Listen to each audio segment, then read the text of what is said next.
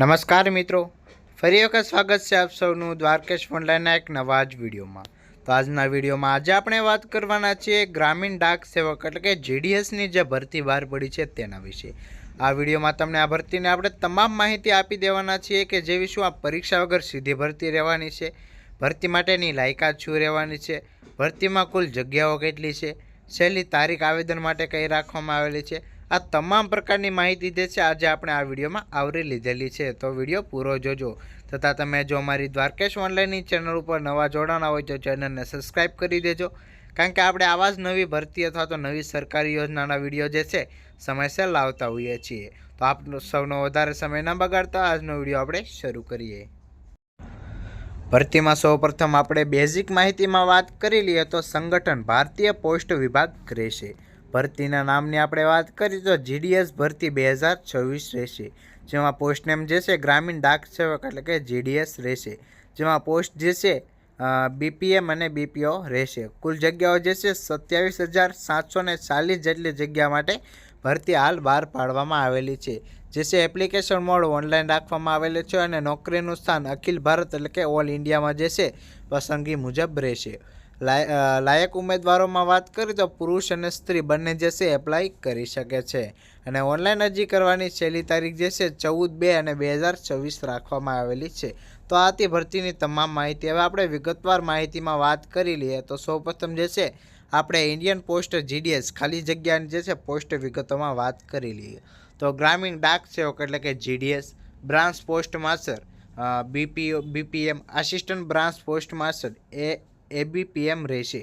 પોસ્ટની જે છે પગાર ધોરણની વાત કરીએ તો પસંદ કરેલા ઉમેદવારોને જે છે માસિક પગાર જે છે 10,000થી લઈને 29,380 રૂપિયા જે છે માસિક પગાર જે છે તમને પ્રમોશન મુજબ મળતો થઈ શકે, એટલે કે શરૂઆતમાં તમારો પગાર 10,000 અથવા તેથી થોડોક વધુ હોઈ શકે છે અને જે છે પ્રમોશન સાથે 29,380 જેટલો જે છે તમારો 8મા પગાર પંચ મુજબ જે છે પગાર થઈ શકવાનો છે। ત્યાર પછી આપણે વાત કરી લઈએ જે છે ઇન્ડિયન પોસ્ટ જીડીએસ માટે વય મર્યાદા। તો ન્યૂનતમ ઉંમર 18 વર્ષ રાખેલી છે, જ્યારે મહત્તમ ઉંમર 40 વર્ષ। ST, SC, OBC, physical handicap અને ઈડબ્લ્યુએસ માટે જે છે નિયમો અનુસાર છૂટછાટ મળવાપાત્ર થઈ શકે છે। હવે ઇન્ડિયન પોસ્ટ જીડીએસ અરજી ફીની વાત કરીએ તો જનરલ ઓબીસી માટે જે છે ફી અહીંયા કાંઈ પણ રાખવામાં આવેલી નથી, એટલે કે શૂન્ય ફી રાખવામાં આવેલી છે। એસટી, એસસી, ફિઝિકલ હેન્ડીકેપ માટે જે છે શૂન્ય ફી રહેશે, જ્યારે જનરલ અને ઓબીસી માટે 100 રૂપિયા ફી રાખવામાં આવેલી છે। ચૂકવણી મોડની આપણે વાત કરીએ તો debit card, credit card, net banking અથવા અન્ય વિકલ્પો દ્વારા પણ જે છે તમે ઓનલાઈન ચૂકવણી કરી અને તમારું ફોર્મ જે છે સબમિટ કરી શકો છો અને જે છે એપ્લાય જીડીએસમાં કરી શકો છો। ત્યાર પછી આપણે વાત કરી લઈએ ઇન્ડિયન પોસ્ટ જીડીએસ માટે પસંદગી પ્રક્રિયા। તો કોઈ લેખિત પરીક્ષા જે છે આમાં લેવાની નથી, માત્ર જે છે પસંદગી 10ના ધોરણ મેરિટના આધારે જે છે કરવામાં આવશે। શૈક્ષણિક લાયકાતની વાત કરીએ તો ઉમેદવારોએ માન્ય બોર્ડમાંથી 10મું એટલે કે મેટ્રિક પાસ કરેલું હોવું જોઈએ અને સ્થાનિક ભાષાનું જ્ઞાન પણ જે છે હોવું જરૂરી છે અને કમ્પ્યુટરનું જે એટલે કે સીસીસીનું જે સર્ટિફિકેટ આવે તે તમે ધરાવતા હોવા જોઈએ અને કમ્પ્યુટરનું જે છે મૂળભૂત એટલે કે બેઝિક પાયો જે હોય છે તેનું સ્ટ્રક્ચર જે છે તમને તેનું પણ થોડું ઘણું જ્ઞાન હોવું જોઈએ, તો જ છે તમે એપ્લાય કરી શકો છો, ફોર્મ ભરી શકો છો અને જે છે સરકારી નોકરીનો લાભ લઈ શકો છો।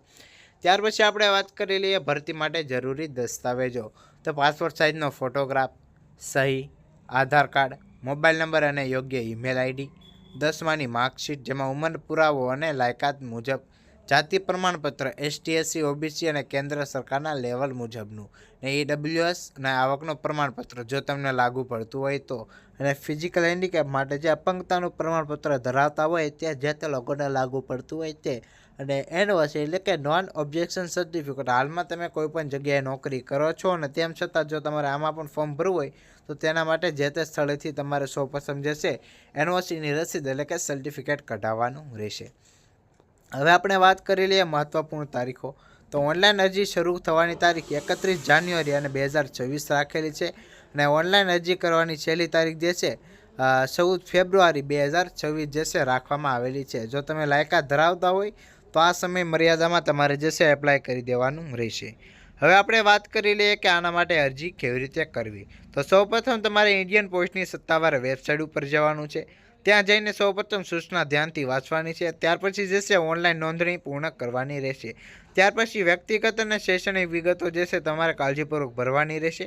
ત્યાર પછી ફોટોગ્રાફ અને સહી યોગ્ય રીતે અપલોડ કરવાના રહેશે. અને ત્યાર પછી તમને જે તે ફી લાગુ પડે તે તમારે જે છે ત્યાં ઓનલાઈન પે કરવાની રહેશે. અને લાસ્ટમાં જે છે ફોર્મને તમારે એક વખત ચેક કરીને સબમિટ કરી દેવાનું રહેશે. અને ભવિષ્યના ઉપયોગ માટે જે છે એક પ્રિન્ટઆઉટ લેવાનું રહેશે. માત્ર એટલા સ્ટેપમાં તમે લોકો ફોર્મ ભરી શકો છો. તો આજના વિડીયોમાં બસ મિત્રો એટલું જ. તો તમને વિડીયો સારો લાગ્યો હોય તો વિડીયોને એક લાઇક કરી દેજો. ને આવી જ નવી ભરતીના વિડીયો જોવા માગતા હોય તો દ્વારકેશ ઓનલાઈનની ચેનલને સબસ્ક્રાઈબ કરવાનું ભૂલતા નહીં. તો મળીએ મિત્રો આપણે નવા વિડીયોમાં.